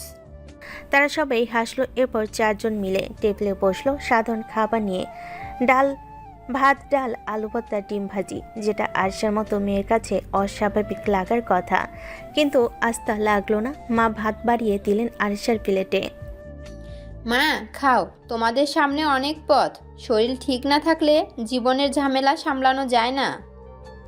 আরশা মাথা নিচু করে খেতে লাগলো। মায়ের এই স্নেহ, এই সাধারণতার মধ্যে যেন শান্তি আছে। ঈশান পাশে বসে লুকিয়ে লুকিয়ে তাকাই, ভাবছে, এই মেয়েটা যে অফিসে ঝড় তুলতে পারে, আজ আমার বাড়িতে এমন শান্ত হয়ে বসে আছে, এটা কি ভাগ্য না সমস্যার শুরু? মা, প্লেটগুলো দিন, আমি ধুয়ে দিচ্ছি। না মা, তোমার দরকার নাই, তুমি উপরে গিয়ে বিশ্রাম করো। আছে দরকার, এখন থেকে আমিই করব, এটা আমার ঘর, আমার দায়িত্ব। ঈশান অবাক, মা অবাক, বোন বিস্ময়ে তাকিয়ে। আরিশা ধীরে ধীরে প্লেট ধোয়ার কাজে লাগলো। শাড়ির আঁচল ভিজে যাচ্ছে, তবুও তার চোখে শান্তির ছাপ। হয়তো রাতের সব ঘটনা, হয়তো নতুন সম্পর্ক, কিন্তু আজ আরিশার মন অন্যরকম। রাত গভীর, বাড়ির উঠোনে হালকা বাতাস বয়ে যাচ্ছে, ঘরের বাইরে অন্ধকার, ভেতরে শুধু নরম আলো। আরিশা ফোন কানে দিয়ে বারান্দায় দাঁড়িয়ে আছে, তার গলার স্বর শান্ত, কিন্তু কথাগুলো কেমন যেন রহস্যময়, গভীর। যখন কাউকে রেগে শাস্তি দেওয়া যায় না, তখন তাকে ভালোবাসা দেখিয়ে হাত ছেড়ে দিতে হয়। তাহলে সে যে কষ্ট পাবে, সেই কষ্টই তার সমস্ত অপরাধের শাস্তি হবে। তার মুখের ভঙ্গিতে রাগ নেই, বরং অদ্ভুত শান্তি, যেন নিজের ভেতরে একটা যুদ্ধ হারিয়ে এসেছে, আবার জিতেও যাচ্ছে। ঠিক তখনই দরজার পর্দা সরিয়ে ঈশান ধীর পায়ে এগিয়ে আসে। শার্টের বোতাম দুইটা খোলা, চুল এলোমেলো, তার চোখে রয়েছে কৌতূহল আর হালকা ভয়। সে কি কিছু ভুল শুনে ফেলো? ঈশান থেমে দাঁড়ায়, কিছুক্ষণ চুপ করে আয়েশাকে দেখে। আয়েশা হঠাৎই টের পেয়ে ফোন কেটে ফেলে। আপনি কাদের কথা বলছিলেন? আয়েশা তাকায় না, হাতের ফোন ধরে বারান্দা থেকে ঘরের দিকে হাঁটে। তার পায়ের শব্দটা যেন পরিবেশের চাপ বাড়িয়ে দিচ্ছে। ঈশান পেছন পেছন আসে। কিছু কি হয়েছে? আপনার কণ্ঠ শুনে মনে হলো কেউ আপনাকে কষ্ট দিয়েছে। আয়েশা হালকা হাসি দিল, সেই হাসি নিখুঁত ভদ্রতা, কিন্তু ভেতরে লুকানো হাজারটা না বলা কথার ঢেউ। কিছুই হয়নি, এত ভাবছো কেন? আপনি যেভাবে বলছিলেন, কাউকে রেগে শাস্তি দেওয়া না গেলে ভালোবাসা দেখিয়ে হাত ছেড়ে দিতে হয়, এই কথাটা কার জন্য? সব কথা সবার জন্য নয় ঈশান। ঈশান থমকে যায়, মনে হাজারো প্রশ্ন, কিন্তু কিছু বলতে পারে না। আয়েশা ঘরের দিকে এগিয়ে যায়, দরজার সামনে এসে থামে। আসো, অনেক রাত হয়ে গেছে। ঈশান তার দিকে কয়েক সেকেন্ড তাকিয়ে থাকে, তার মনে একটাই প্রশ্ন ঘুরপাক খাচ্ছে। আয়েশা কাকে ছেড়ে দিতে চায়, আর কেন তার কণ্ঠে এই ব্যথা? সে এগিয়ে গিয়ে আবার জিজ্ঞেস করতে চায়, কিন্তু আয়েশা ইতিমধ্যে ঘরে ঢুকে গেছে।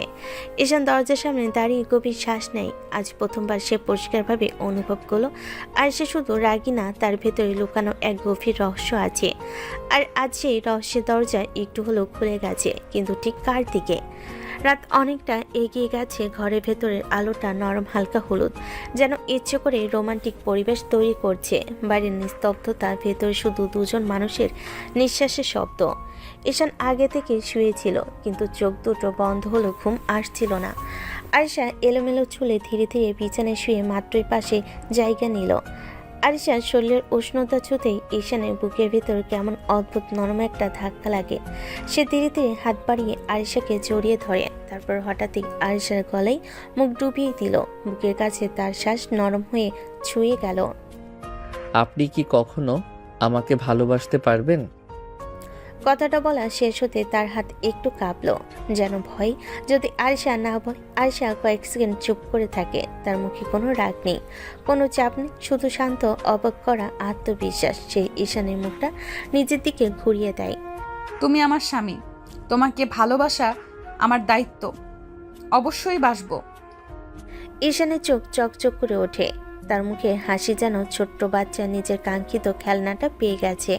সে আয়েশার ঠোঁটে ধীরে দীর্ঘ একটা চুমু খায়, চুমুর মাঝে আবার বলে, সোনা বউ আমার, তোমাকেও অনেক ভালোবাসবো আমি। সে আবারও চুমু দেয়।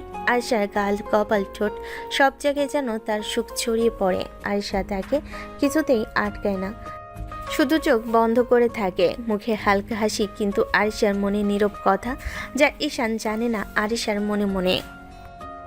তোমাকে ভালো না বাসলে কষ্ট কিভাবে দিব ঈশান? আমি তো চাই তোমাকে কষ্ট দিতে, এমন কষ্ট যাতে তুমি সোজা হয়ে দাঁড়াতেই না পারো। যত অপরাধের দাম, সব অপরাধের দাম আমি শোধ করব। তোমাকে ভালোবেসেই শাস্তি দেওয়ার পরিকল্পনা করছি আমি। তার চোখের কোণে অদ্ভুত এক ঝিলিক রাগ, অভিমান আর হালকা দুষ্টামি মেশানো। ঈশান কিছুই বোঝে না, সে শুধু আরিশাকে বুকে চেপে ধরে নরম করে বলে, তুমি থাকলে মনে হয় পৃথিবীটা আমার। আরশা ঠোঁটের আদর ভরা একটু হাসি এনে মাথা রাখে ঈশানের বুকে, কিন্তু তার ভেতরে ঝড় জমে উঠেছে। এমন ঝড় যা ঈশানের জীবনে একটা ঝড় টানাপোড়েন তৈরি করতে চলেছে।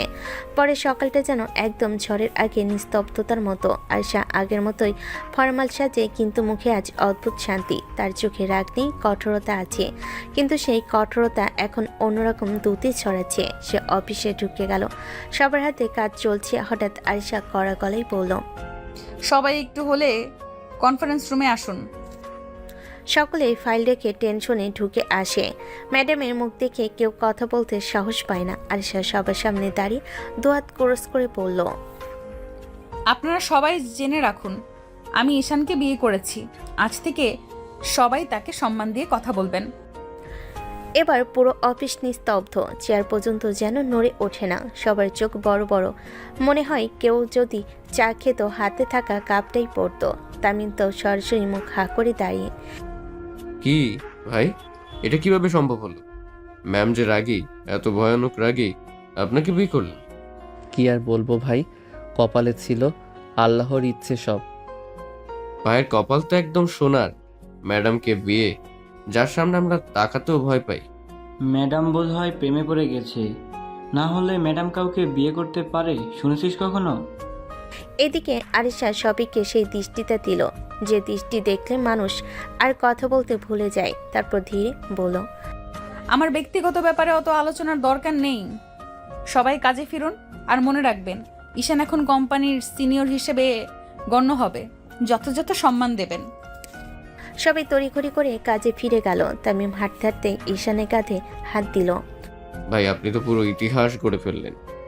চিন্তা নাই ভাই, কিন্তু ভিতরে ভিতরে আমি নিজেও ভয় পাই ম্যামের এক রাগে গোটা অফিস উড়াই দিতে পারবে। অফিসের ব্যস্ত সময়ে সবে কাজ করছে, ঠিক তখনই কোম্পানির সামনে দরজা দিয়ে ঢুকলেন আরিশার বাবা, কোম্পানির চেয়ারম্যান। কঠোর চেহারা, তীক্ষ্ণ চোখ, যেন পুরো অফিস কেঁপে উঠল। রিসেপশন থেকে সবাই দাঁড়িয়ে সালাম দিল। তার চোখে স্পষ্ট অসন্তোষ। তিনি সরাসরি আরিশার কেবিনে ঢুকে দরজা বন্ধ করে দিলেন। কেবিনের ভিতর আরিশা টেবিলে ফাইল দেখছিল। বাবাকে দেখে উঠে দাঁড়ালো। বাবা, তুমি হঠাৎই আসতে হয় মা, কারণ তুমি যে কাজটা করছো তা শুনে বসে থাকা যায় না। এটা কি করলে আরিশা? ঈশানকে বিয়ে, এত বড় সিদ্ধান্ত তুমি হুট করে নিলে? বাবা, তুমি তো জানো, কারণ ছাড়া আমি কখনো কিছু করি না, তাও বিয়ের মতো একটা বড় বিষয়। অবশ্যই না ভেবে আমি কিছু করিনি। আমি জানি মা, তুমি ভেবে চিন্তেই করেছো।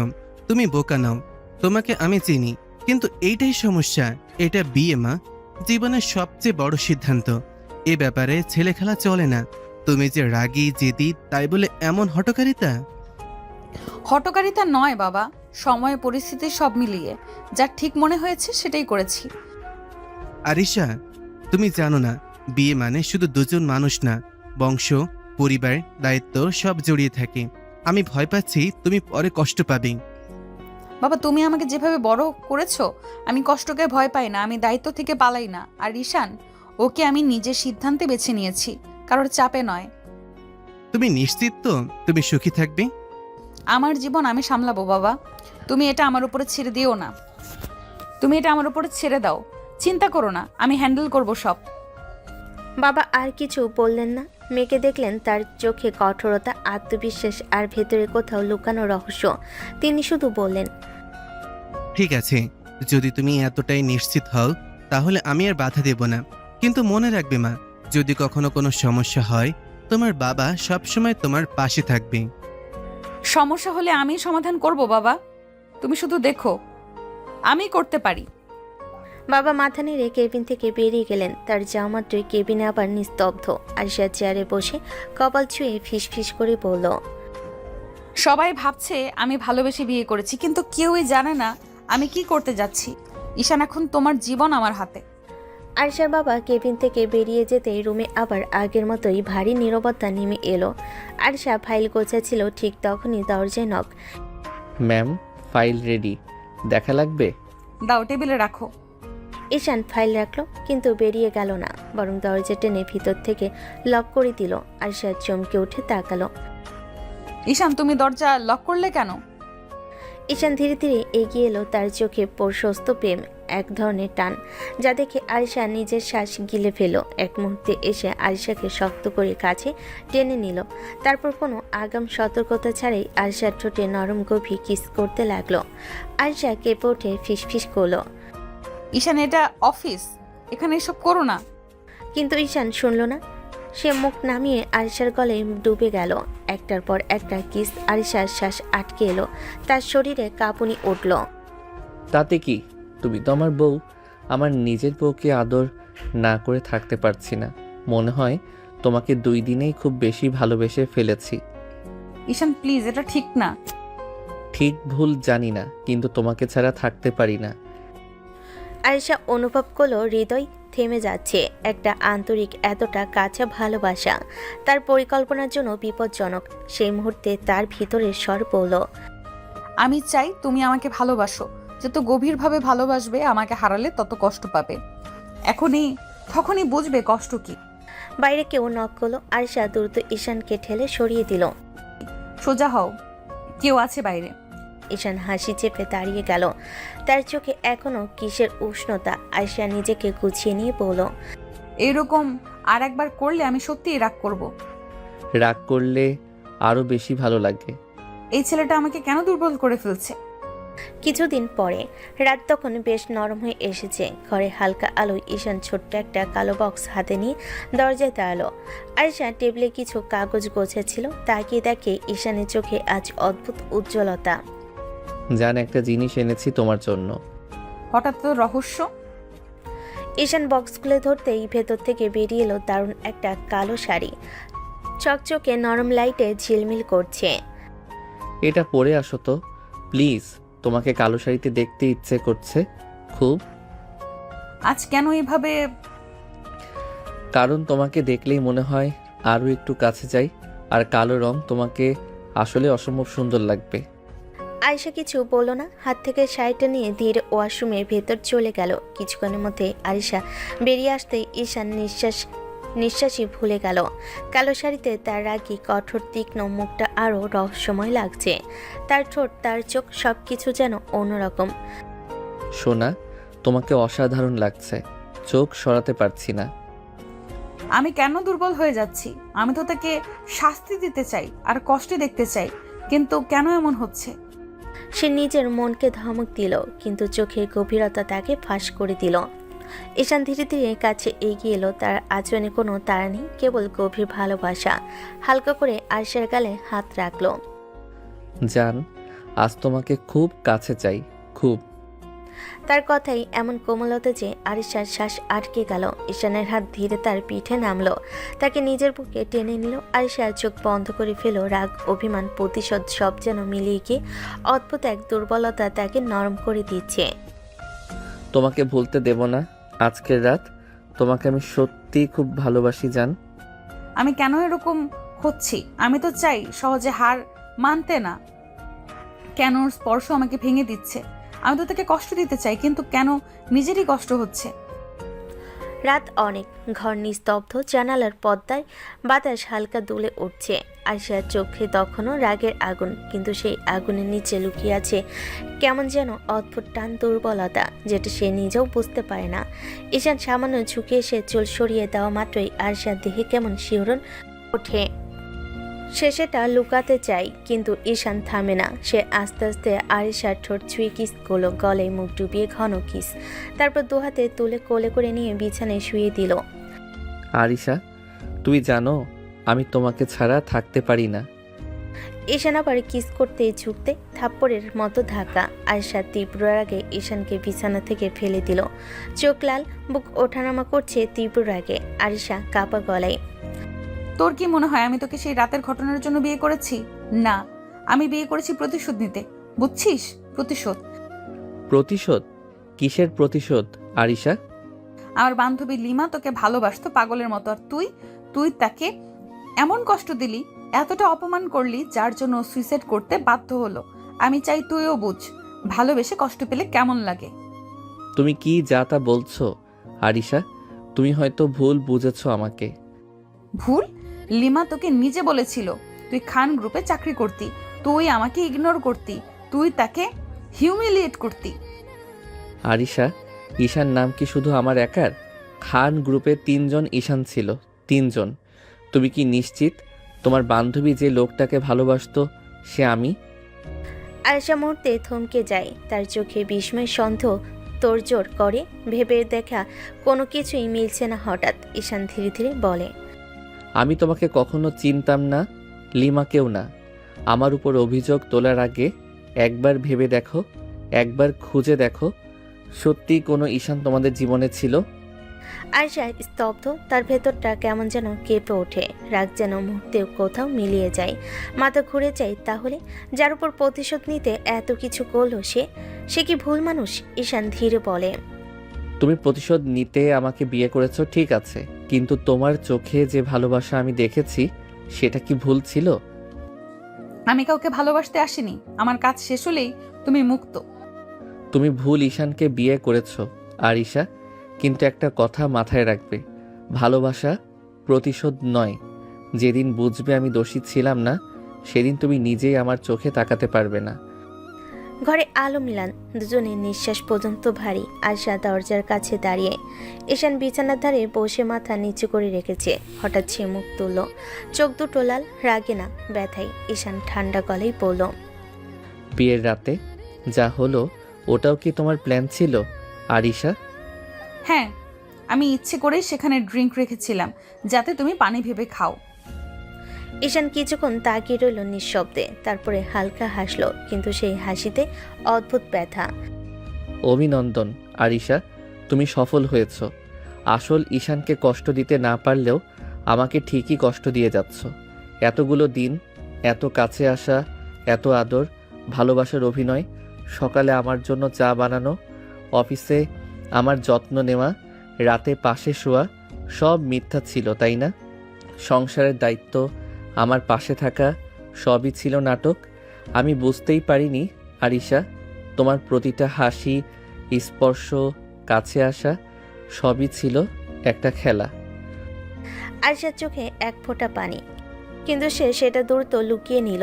ঈশান গভীর নিঃশ্বাস ফেলে বলে, কষ্টটা কি জানো কোথায় লাগছে? তুমি আমাকে কষ্ট দিলে আমি সহ্য করতে পারবো, কিন্তু আমার মা যদি জেনে যায় যে তার ছেলের বউ তার ছেলেকে শুধু প্রতিশোধ নেওয়ার জন্য বিয়ে করেছে, বুঝতে পারলে ও ভেঙে পড়বে। আরিশা, আমার মা তো তোমাকে নিজের মেয়ের মতোই দেখেছে। তাতে আমার কিছু যায় আসে না, আর তোমার মাকে কষ্ট দেওয়ার কোনো ইচ্ছে আমার নেই। আমি শুধু আমার বাকি হিসেবটা চুকাতে চাইছিলাম। তুমি সত্যি এতটাই নির্মম? আয়শা মুখ ফিরিয়ে জানালার দিকে তাকালো। বাইরে কালো রাত, ঝড়ো বাতাস। ঈশান ধীরে বলল, তুমি যে আমাকে পুরোপুরি ভুল মানুষ ভেবে শাস্তি দিচ্ছ, এটা কি একটু হলেও মনে লাগে না তোমার? আয়শা চুপ। এক মুহূর্তে নীরবতার মাঝে ঈশানের কণ্ঠ আরো নরম হয়ে গেল। আরিশা, তুমি যদি সত্যি আরেকবার ভেবে দেখতে, হয়তো আমার উপর এই অন্যায়টুকু করতে না। অনেক হয়েছে, তোমার ড্রামা শুনতে চাই না। আমি ড্রামা করছি? তাহলে ওই সব রাত যখন তোমাকে কাছে পেয়েছি, ওগুলো কি তোমার অভিনয়? আমার কাছে এসে মাথা রাখা, আমাকে আদর করতে দেওয়া, এটাও কি প্রতিশোধের অংশ ছিল? আয়শার বুক ভার হয়ে আসে, কিন্তু সে কোনো উত্তর দেয় না। ঈশান ধীরে বলে, জানো আরিশা, ভুল ঈশানকে খুঁজে পাওয়া গেলে শাস্তি দেবার মানে নেই। একটা কথা তবে মনে রেখো, যেদিন বুঝবে আমি দোষী ছিলাম না, সেদিন নিজেকেও ক্ষমা করতে পারবে না। ঈশান দরজা বন্ধ করে চলে যেতেই ঘরটা অদ্ভুত নীরব হয়ে গেল। মনে হচ্ছে এই নীরবতা যেন হাজারটা তীরের মতো বুকে বিচ্ছে। আয়শা দাঁড়িয়ে রইল কিছুক্ষণ, মাথা নিচু, মনে মনে একটা শুধুই কথাই ঘুরছে। যদি আমি ভুল করে থাকি, যদি আসলেই অন্য ঈশান হয়, না আমার ভুল না, লিমা যা বলেছে সব সত্যি। তবু বুকের ভেতর অদ্ভুত কাঁপুনি আটকাতে পারল না। সে কাঁপা হাতে ফোনটা তুলে নিল। একটা নাম খুঁজে কল দিল, রাশেদ ভাই। ফোন ধরতেই রাশেদের হালকা চমকে যাওয়া কণ্ঠ। ম্যাম, এই রাতে ফোন? লিমা যে ছেলেটাকে পাগলের মতো ভালোবাসতো তার নাম ঈশান, তার ছবি আছে তোমার কাছে? আছে ম্যাম, লিমা আমাকে বলেছিল প্রয়োজনে যেন আপনাকে দেখায়। আপনি এখন চাইছেন? হ্যাঁ, এখনই পাঠান। কথা শেষ হওয়ার 3 সেকেন্ডও যায় না, ফোনে টিং করে একটি ছবি আসলো। আয়শার বুক ধড়ফড় করতে লাগলো। সে ধীরে ধীরে ছবি ওপেন করলো আর তার চোখ বড় হয়ে গেল। তার নিঃশ্বাস থমকে গেল মুহূর্তে। ছবিতে যে ছেলে, সে এই ঈশান না, একদমই না। ওই ছেলের মুখে ঠিক এই ঈশানের মতো নিষ্পাপ হাসি নেই। মুখের গঠন ভিন্ন, চেহারায় অন্যরকম ভাব, একটা দুষ্টু বেপরোয়া উপস্থিতি। আয়শার হাত কাঁপতে লাগলো।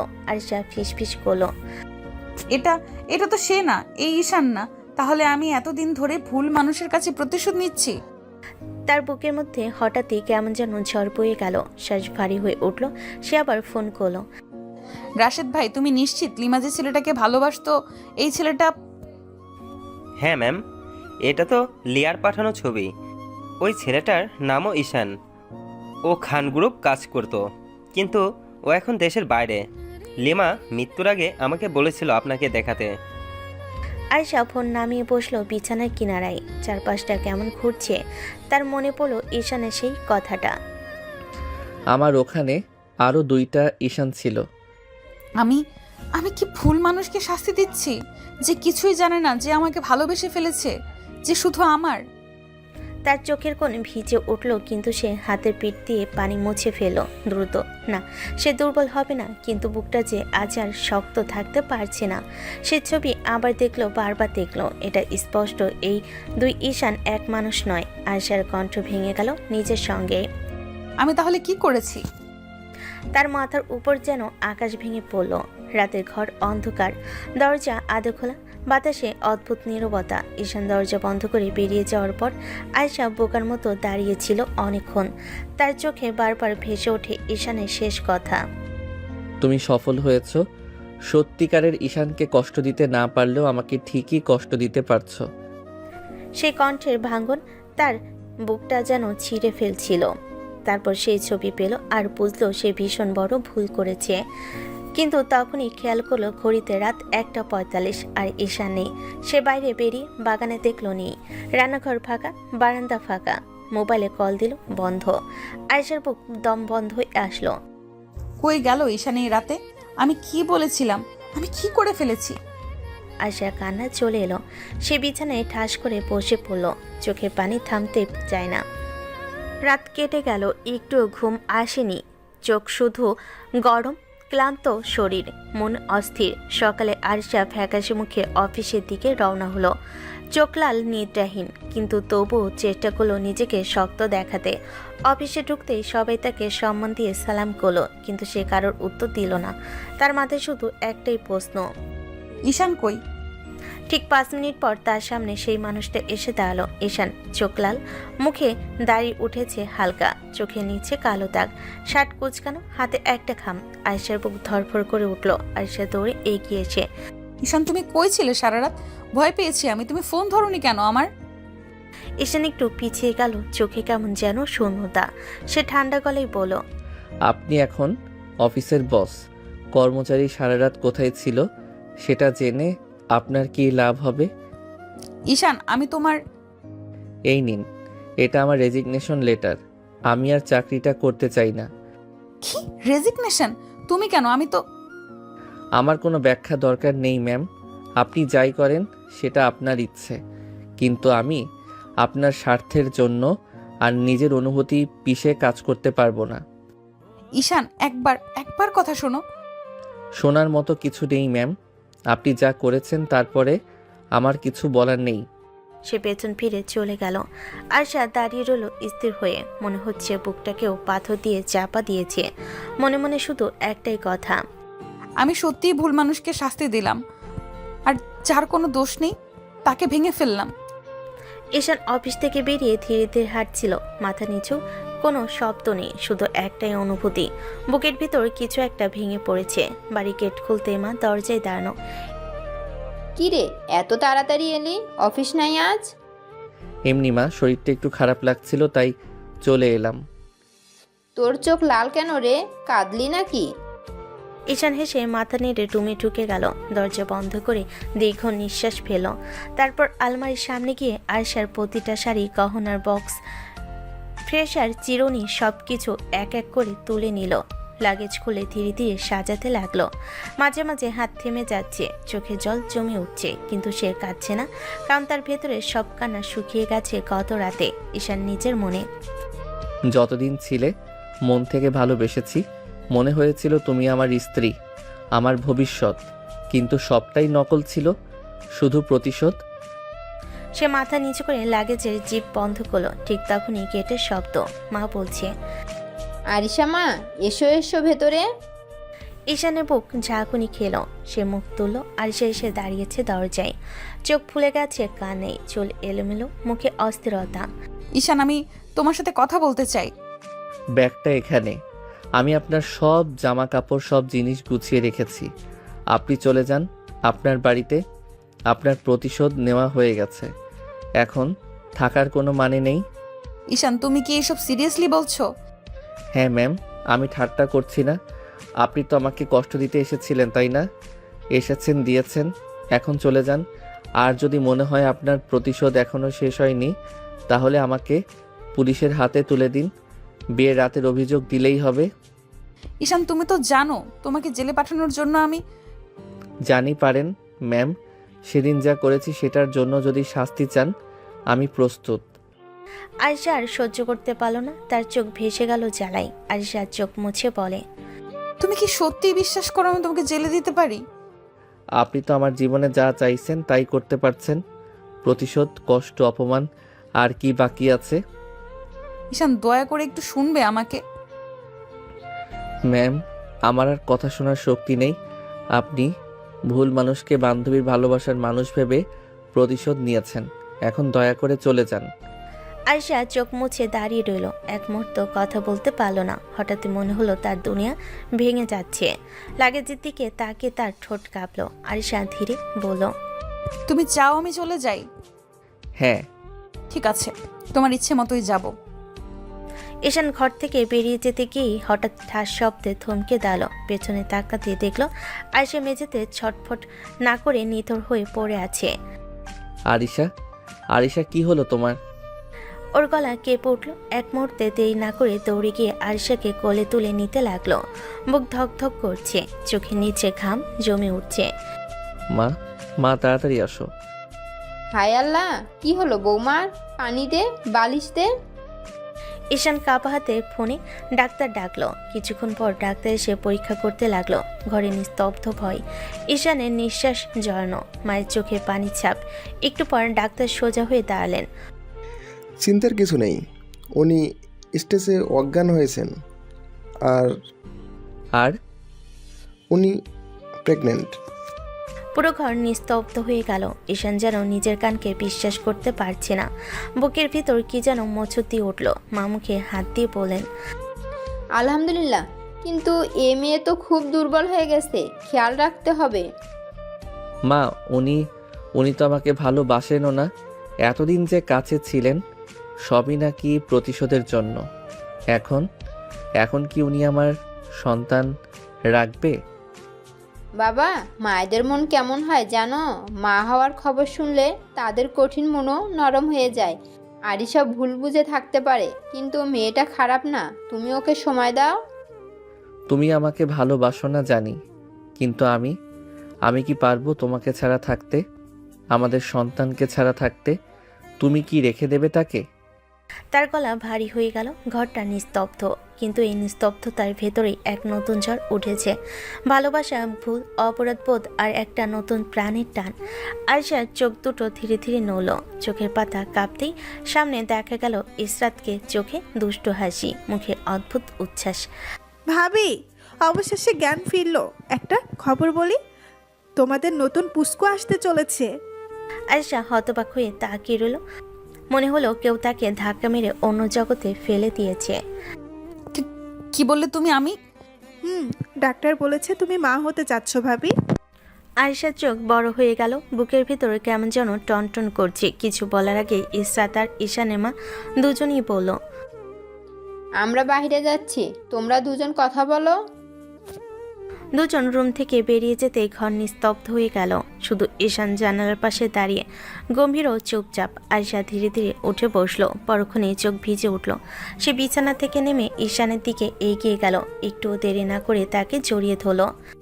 ঈশান প্লিজ, আমাদের সন্তানের কথা ভেবে আমাকে ক্ষমা করে দাও।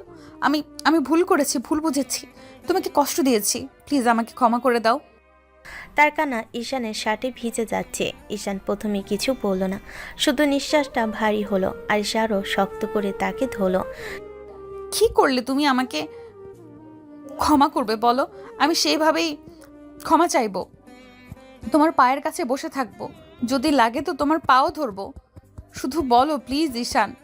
সে সত্যি নিচু হয়ে ঈশানের পায়ের দিকে হাত বাড়াতে গেলে ঠিক তখনই ঈশান দ্রুত তাকে থামিয়ে দিল। দুহাতে আয়শাকে ধরে দাঁড় করালো। তার গলা কাঁপছে, চোখ লাল।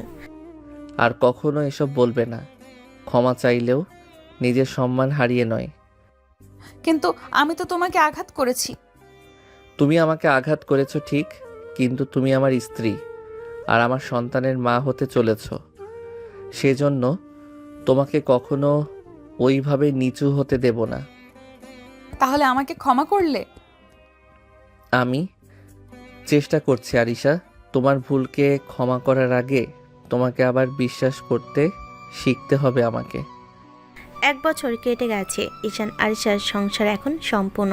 তাদের ছোট্ট বেবি আরিয়ান দুধ সেবনে ব্যস্ত, আর দুজনের ঘর জুড়ে যেন নতুন কোমলতার গন্ধ। রাতে বেবিকে ঘুম পাড়িয়ে আরিশা আস্তে করে ঈশানের কাঁধে মাথা রাখলো। কিছুক্ষণ চুপচাপ থাকার পর ধীরে ধীরে দুহাতে তাকে জড়িয়ে ধরল। জান, তুমি কি আগের সব এখনো মনে রেখেছো? আরে না রে সোনা, ভালোবাসার মানুষের উপর রাগ করে থাকা যায় নাকি? আমি তো অনেক আগেই সব ভুলে গেছি, কবেই ক্ষমা করে দিয়েছি। আয়শার চোখে মায়া আর অপরাধবোধ মিশে একটা অদ্ভুত ঝিলিক। সে আরও কাছে সরে এসে গলায় মুখ লুকিয়ে বলল, তাহলে আজ আমাকে একটু আগের মতো ভালোবাসো না? স্বরে লাজ লজ্জা, মুখে উষ্ণতা। এমন কথা সে কমই বলে। ঈশানের চোখের ভেতরে যেন আলো ঝলমল করে উঠল। সে আরিশাকে বুকের মাঝে টেনে নিল।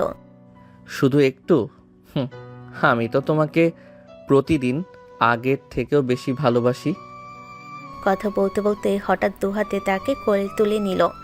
আয়শা লজ্জায় মুখ তার বুকে লুকিয়ে ফেলল। এই নামাও, কেউ দেখবে। কেউ দেখলেও সমস্যা নেই, সবাই জানে আমি আমার রাগী বসকে ভালোবাসি। এভাবেই তাকে কোলে করে রুমে নিয়ে গেল। বিছানায় আস্তে করে শুইয়ে দিল, যেন কোনো কাছের জিনিস রাখছে। তারপর ঝুঁকে এসে গালে ঠোঁটে কপালে একটার পর একটা আদর। আমি তোমাকে খুব ভালোবাসি আমার রাগী বস। আমিও তোমাকে খুব ভালোবাসি ঈশান, এখন চিরকাল। ঘর ভরে গেল তাদের নিঃশ্বাসে, ভালোবাসা আর শান্তির উষ্ণতা, যেখানে আর অভিমান নেই, শুধু দুজন আর তাদের ছোট্ট পৃথিবী।